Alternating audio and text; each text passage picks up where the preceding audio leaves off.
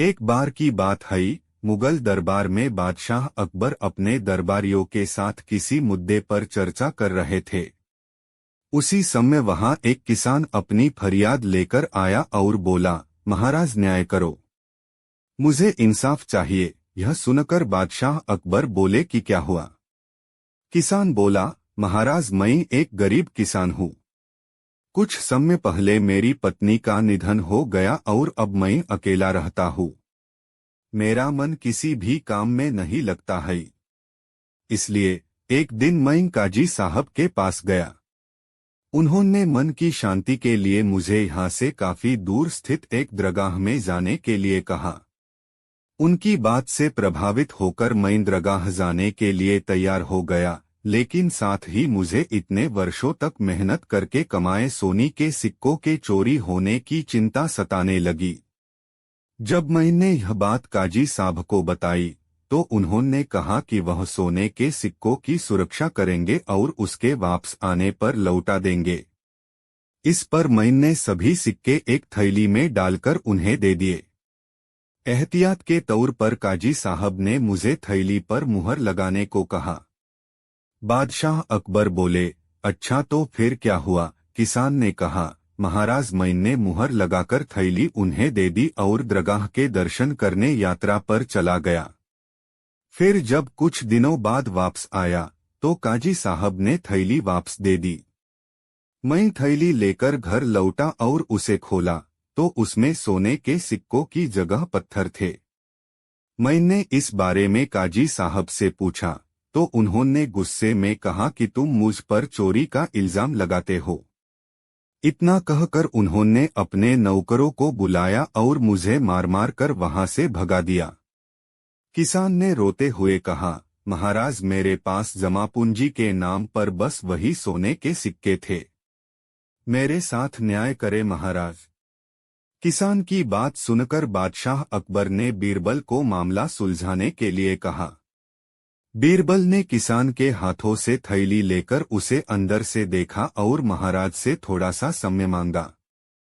शहंशाह अकबर ने बीरबल को 2 दिन का समय दिया। घर जाकर बीरबल ने एक फटा हुआ कुर्ता अपने नौकर को दिया और कहा, इसे अच्छे से रफू करवा कर लाओ। नौकर कुर्ता लेकर चला गया और कुछ देर बाद उसे रफू करवा कर वापस आ गया। बीरबल कुर्ते देखकर खुश हो गए। कुर्ता इस प्रकार से रफू किया गया था कि मानो फटाहीन हो। यह देखकर बीरबल ने नौकर से उस दर्जी को बुलाकर लाने को कहा। नौकर कुछ ही देर में दर्जी को लेकर आ गया। बीरबल ने उससे कुछ पूछा और वापस भेज दिया।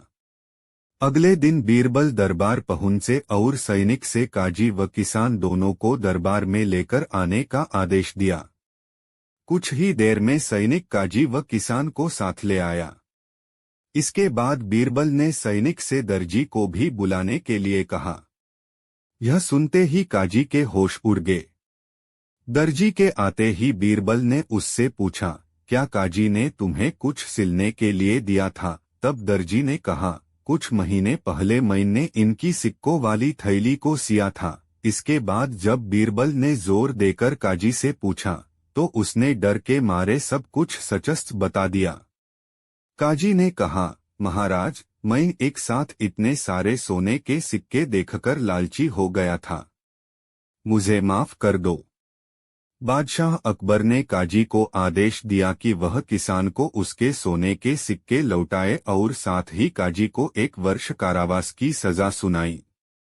इसके बाद एक बार फिर सभी ने बीरबल की बुद्धि की भूरी भूरी प्रशंसा की।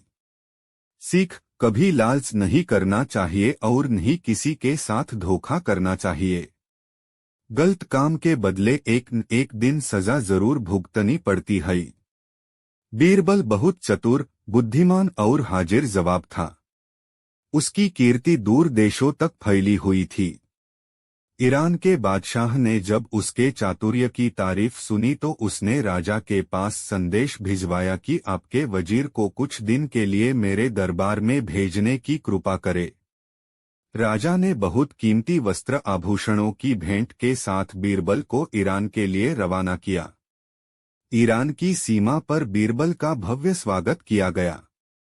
दूसरे दिन जब बीरबल बादशाह के दरबार में पहुंचा तो बादशाह ने भी उसकी आवभक्त की और राजा के द्वारा भेजे गए उपहार के लिए धन्यवाद और कृतज्ञता प्रकट की। बीरबल ने ईरान के बादशाह को राजनीति के क्रूर रस रहस्य समझाए। बादशाह उसकी हर राय से सहमत हुए। विदाई की बेला में बादशाह ने अपने सभी दरबारियों के बीच हिंदुस्तानी वजीर से एक सवाल किया कि आपके राजा और मेरे बीच आप कैसे तुलना करते हैं। वजीर ने कहा, हमारा राजा दूज के चांद की तरह है और आप पूनम के पूर्ण चंद्रमा से सुंदर सुशील है। बीरबल के साथ आए राजा के दरबारियों को मौका मिल गया। वह आपस में इस बात को लेकर खुसर खुसर करने लगे कि बीरबल ने ईरान के बादशाह के स्वागत सरकार के आगे अपने राजा को नीचा दिखाया है। ईरान के बादशाह को तो पूनम का चांद बताया और अपने राजा को दूज का चांद। दूसरे दरबारी ने हाँ में हाँ मिलाते हुए कहा, हाँ तुम ठीक कहते हो, पूनम का चांद बहुत बड़ा और चमकीला होता है, जबकि दूज का चांद एक पतली सी रेखा की तरह है। वजीर ने अपने राजा को छोटा बताया, इसकी हमें शिकायत करनी चाहिए। तीसरे दरबारी ने कहा। जब बीरबल वापस अपने राजा के दरबार में लौटा तो राजा ने सारा हालचाल पूछा। बीरबल की बातें सुनकर राजा बोला, आपने हमारे दरबार की शोभा ईरान तक फैलाई, इसकी हमें बहुत खुशी है। साथ गे दरबारियों ने पूनम के चांद और दूज के चांद वाली बात राजा को बताई। राजा इस पर बहुत नाराज हुआ। दूसरे दिन बीरबल से उसने पूछा, आपने मेरी तुलना पूनम के चांद से क्यों नहीं की। वजीर को सारा माजरा समझ में आ गया। वह बोला, हुजूर, आप दूज के चांद की तरह हमेशा अपने पराक्रम, कीर्ति और साम्राज्य कोई दिन दूना रात चौगुना बढ़ा रहे हैं, इसलिए मैंने आपकी प्रशंसा की। मैं दूज के चांद की उपाधि दी। ईरान के बादशाह को पूनम का चांद इसलिए कहा क्योंकि पूनम चंद हर रोज घटा जाता है, सिमटता जाता है। अमावस की रात तो वह बिल्कुल ही नहीं निकलता। आपको दूज का चांद बताकर मैंने अपने राजा की महानता का बखान किया है।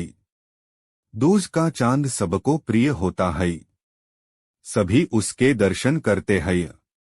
पूनम का चांद तो एक दिन चमकता है और दूज का चांद पूरे पखवाड़े तक चमकता है। आप खुद फैसला करें कि दूज का चांद ज्येष्ठ है या पूनम का। राजा ने कहा, हाँ दूज का चांद। और अपने बीरबल की बात सुनकर राजा खुश हुआ। उसने चुगलखोरों की जमकर खबर ली। राजा ने उससे और इनाम देकर सम्मानित किया। एक दिन बादशाह अकबर घोड़े पर बैठकर शाही बाग में घूमने गए। साथ में बीरबल भी था। चारों ओर हरे भरे वृक्ष और हरी हरी घास देखकर अकबर को बहुत आनंद आया। उन्हें लगा कि बगीचे में सैर करने के लिए तो घोड़ा भी हरे रंग का ही होना चाहिए। उन्होंने बीरबल से कहा, बीरबल मुझे हरे रंग का घोड़ा चाहिए। तुम मुझे 7 दिन में हरे रंग का घोड़ा ला दो। यदि तुम हरे रंग का घोड़ा न ला सके तो हमें अपनी शक्ल मत दिखाना, हरे रंग का घोड़ा तो होता ही नहीं है। अकबर और बीरबल दोनों को यह मालूम था, लेकिन अकबर को तो बीरबल की परीक्षा लेनी थी।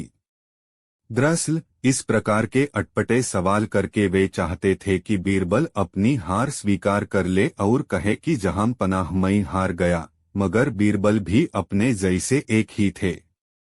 बीरबल के हर सवाल का सटीक उत्तर देते थे कि बादशाह अकबर को मुंह की खानी पड़ती थी। बीरबल हरे रंग के छोड़ की खोज के बहाने 7 दिन तक इधर-उधर घूमते रहे। 8वें दिन वे दरबार में हाजिर हुए और बादशाह से बोले, जहां पनाह, मुझे हरे रंग का घोड़ा मिल गया है। बादशाह को आश्चर्य हुआ। उन्होंने कहा, जल्दी बताओ, कहाँ है हरा घोड़ा। बीरबल ने कहा, जहां पनाह, घोड़ा तो आपको मिल जाएगा। मैंने बड़ी मुश्किल से उसे खोजा है, मगर उसके मालिक ने 2 शर्त रखी है। बादशाह ने कहा, क्या शर्तें हैं? पहली शर्त तो यह है कि घोड़ा लेने के लिए आपको स्वयं जाना होगा। यह तो बड़ी आसान शर्त है। दूसरी शर्त क्या है? घोड़ा खास रंग का है, इसलिए उसे लाने का दिन भी खास ही होगा। उसका मालिक कहता है कि सप्ताह के 7 दिनों के अलावा किसी भी दिन आकर उसे ले जाओ। अकबर बीरबल का मुंह देखते रह गए। बीरबल ने हंसते हुए कहा, जहांपना, हरे रंग का घोड़ा लाना हो तो उसकी शर्तें भी माननी ही पड़ेगी। अकबर खिलखिला कर हंस पड़े। बीरबल की चतुराई से वह खुश हुए। समझ गए कि बीरबल को मूर्ख बनाना सरल नहीं है। बीरबल एक ईमानदार तथा धर्मप्रिय व्यक्ति था। वह प्रतिदिन ईश्वर की आराधना बिना नागा किया करता था। इससे उसे नैतिक व मानसिक बल प्राप्त होता था। वह अक्सर कहा करता था कि ईश्वर जो कुछ भी करता है मनुष्य के भले के लिए ही करता है। कभी कभी हमें ऐसा लगता है कि ईश्वर हम पर कृपा दृष्टि नहीं रखता, लेकिन ऐसा होता नहीं। कभी कभी तो उसके वरदान को भी लोग शाप समझने की भूल कर बैठते हैं। वह हमको थोड़ी पीड़ा इसलिए देता है ताकि बड़ी पीड़ा से बच सके। एक दरबारी को बीरबल की ऐसी बातें पसंद आती थी। एक दिन वही दरबारी दरबार में बीरबल को संबोधित करता हुआ बोला, देखो ईश्वर ने मेरे साथ क्या किया। कल शाम को जब मैं जानवरों के लिए चारा काट रहा था तो अचानक मेरी छोटी उंगली कट गई। क्या अब भी तुम ही कहोगे कि ईश्वर ने मेरे लिए यह अच्छा किया है? कुछ देर चुप रहने के बाद बोला बीरबल, मेरा अब भी ही विश्वास है, क्योंकि ईश्वर जो कुछ भी करता है मनुष्य के भले के लिए ही करता है। सुनकर वह दरबारी नाराज हो गया कि मेरी तो उंगली कट गई और बीरबल को इसमें भी अच्छाई नजर आ रही है। मेरी पीड़ा तो। एक बार एक व्यापारी अपने किसी काम से कुछ दिनों के लिए प्रदेश से दूर गया हुआ था। जब वह अपना काम खत्म करके घर पहुंचा तो देखता है कि उसकी पूरी तिजोरी खाली है। उसकी मेहनत की सारी कमाई चोरी हो चुकी है। व्यापारी घबरा गया और उसने अपने घर के सारे नौकरों को बुलाया। व्यापारी के घर में कुल 5 नौकर थे। व्यापारी की एक आवाज पर सारे नौकर उसके सामने आकर खड़े हो गए। व्यापारी ने उनसे पूछा, तुम लोगों के होते हुए घर में इतनी बड़ी चोरी कैसे हो गई? जब चोर आकर मेरी पूरी तिजोरी साफ कर गया, उस समय कहाँ थे सबके सब? एक नौकर ने जवाब दिया, हमें नहीं पता ये चोरी कब हुई मालिक, हम सो रहे थे। उसकी यह बात सुनकर व्यापारी गुस्से से आग बबूला हो उठा और बोला, मुझे तो लगता है कि तुम 5 में से किसी एक ने ही चोरी की है। तुम्हारा हिसाब अब बादशाह अकबर ही करेंगे। यह कहता हुआ वो महल की ओर चल पड़ा। बादशाह अकबर अपने दरबार में बैठकर जनता की समस्या सुन रहे थे कि तभी व्यापारी वहां पहुंच गया। व्यापारी ने कहा, न्याय हुजूर, न्याय, मेरी समस्या को दूर करे। बादशाह ने पूछा, क्या हुआ? कौन हो तुम और क्या है तुम्हारी समस्या? व्यापारी बोला, मैं आप ही के राज्य में रहने वाला एक व्यापारी हूँ महाराज। एक जरूरी काम से कुछ दिनों के लिए प्रदेश से बाहर गया था। जब वापस आया तो मेरी सारी तिजोरी लूट चुकी थी। मैं बर्बाद हो गया हुजूर, मेरी मदद करे। यह सुनकर बादशाह ने व्यापारी से कुछ सवाल पूछे, जैसे कितना सामान चोरी हुआ, क्या उसे किसी पर शक है आदि। सवालों के जवाब मिलने के बाद अकबर ने व्यापारी का मामला बीरबल को सौंप दिया और कहा कि असली चोर को पकड़ने में बीरबल उसकी मदद करेंगे। अगले दिन बीरबल व्यापारी के घर पहुंचे। उन्होंने सभी नौकरों को बुलाया और उनसे पूछा कि चोरी की रात वो सभी कहाँ थे। सभी ने कहा कि वो व्यापारी के घर में ही रहते हैं और उस रात भी व्यापारी के घर में ही सो रहे थे। बीरबल ने उनकी बात मान ली और कहा, आप सभी को परेशान होने की जरूरत नहीं है। मेरे हाथ में ये 5 जादुई लकड़ियां हैं। मैं आप सभी को एक एक लकड़ी दूंगा। जो भी चोर होगा उसकी लकड़ी आज रात 2 इंच लंबी हो जाएगी और चोर पकड़ा जाएगा। हम सभी कल ही मिलेंगे। यह कह बीरबल ने सबसे हाथ में एक एक लकड़ी पकड़ाई और वहां से चले गए। दिन ढल गया। अगले दिन बीरबल फिर से व्यापारी के घर पहुंचे और उन्होंने सभी नौकरों को अपनी अपनी लकड़ी के साथ बुलाया। जब बीरबल ने सबकी लकड़ी देखी तो उन्होंने देखा कि एक नौकर की लकड़ी 2 इंच छोटी है। बस फिर क्या था। बीरबल ने तुरंत सिपाहियों को उस नौकर को पकड़ने का आदेश दिया। व्यापारी इस पूरी घटना को समझ नहीं पाया और असमंजस से बीरबल की तरफ देखने लगा। बीरबल ने व्यापारी को समझाया कि कोई लकड़ी जादुई नहीं थी, लेकिन चोर को इस बात का डर था कि उसकी लकड़ी 2 इंच बड़ी हो जाएगी और इस डर से उसने अपनी लकड़ी को 2 इंच काट दिया और वह पकड़ा गया। व्यापारी बीरबल की चतुराई से बहुत प्रभावित हुआ और उसका धन्यवाद किया। सीख: गलत काम चाहे जितना भी चतुराई से किया जाए, लेकिन वो सभी की नजरों में आ जाता है और उसका अंजाम हमेशा बुरा ही होता है। एक बार एक व्यापारी अपने किसी काम से कुछ दिनों के लिए प्रदेश से दूर गया हुआ था। जब वह अपना काम खत्म करके घर पहुंचा तो देखता है कि उसकी पूरी तिजोरी खाली है। उसकी मेहनत की सारी कमाई चोरी हो चुकी है। व्यापारी घबरा गया और उसने अपने घर के सारे नौकरों को बुलाया। व्यापारी के घर में कुल 5 नौकर थे। व्यापारी की एक आवाज पर सारे नौकर उसके सामने आकर खड़े हो गए। व्यापारी ने उनसे पूछा, तुम लोगों के होते हुए घर में इतनी बड़ी चोरी कैसे हो गुरु? जब चोर आकर मेरी पूरी तिजोरी साफ कर गया, उस समय कहाँ थे सबके सब? एक नौकर ने जवाब दिया, हमें नहीं पता ये चोरी कब हुई मालिक, हम सो रहे थे। उसकी यह बात सुनकर व्यापारी गुस्से से आग बबूला हो उठा और बोला, मुझे तो लगता है कि तुम 5 में से किसी एक ने ही चोरी की है। तुम्हारा हिसाब अब बादशाह अकबर ही करेंगे। यह कहता हुआ वो महल की ओर चल पड़ा। बादशाह अकबर अपने दरबार में बैठकर जनता की समस्या सुन रहे थे कि तभी व्यापारी वहां पहुंच गया। व्यापारी ने कहा, न्याय हुजूर, न्याय, मेरी समस्या को दूर करे। बादशाह ने पूछा, क्या हुआ? कौन हो तुम और क्या है तुम्हारी समस्या? व्यापारी बोला, मैं आप ही के राज्य में रहने वाला एक व्यापारी हूँ महाराज। एक जरूरी काम से कुछ दिनों के लिए प्रदेश से बाहर गया था। जब वापस आया तो मेरी सारी तिजोरी लूट चुकी थी। मैं बर्बाद हो गया हुजूर, मेरी मदद करे। यह सुनकर बादशाह ने व्यापारी से कुछ सवाल पूछे, जैसे कितना सामान चोरी हुआ, क्या उसे किसी पर शक है आदि। सवालों के जवाब मिलने के बाद अकबर ने व्यापारी का मामला बीरबल को सौंप दिया और कहा कि असली चोर को पकड़ने में बीरबल उसकी मदद करेंगे। अगले दिन बीरबल व्यापारी के घर पहुंचे। उन्होंने सभी नौकरों को बुलाया और उनसे पूछा कि चोरी की रात वो सभी कहाँ थे। सभी ने कहा कि वो व्यापारी के घर में ही रहते हैं और उस रात भी व्यापारी के घर में ही सो रहे थे।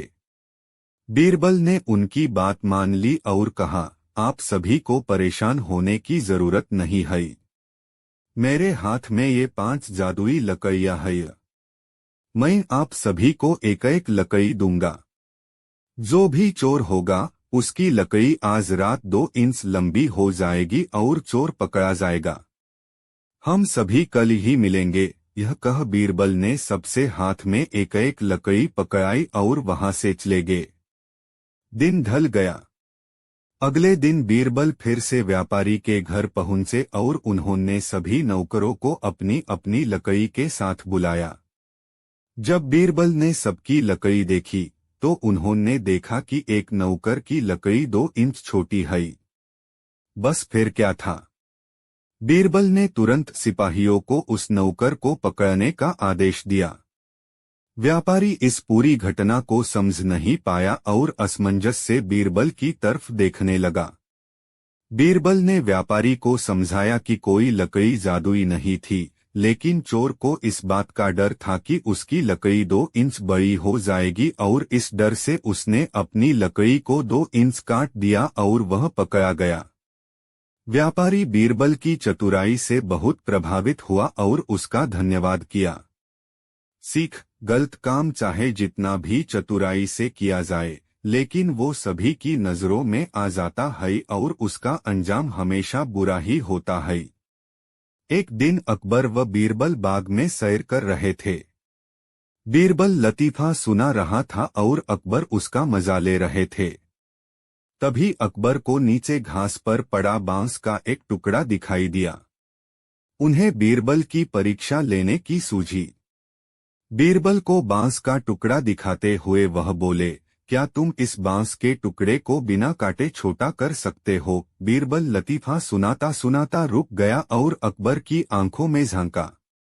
अकबर कुटिलता से मुस्कराए। बीरबल समझ गया कि बादशाह सलामत उससे मजाक करने के मूड में है।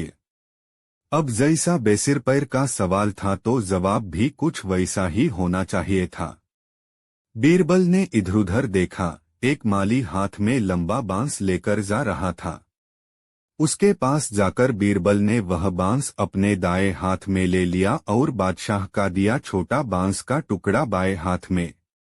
बीरबल बोला, हुजूर, अब देखे इस टुकड़े को, हो गया बिना काटे ही छोटा।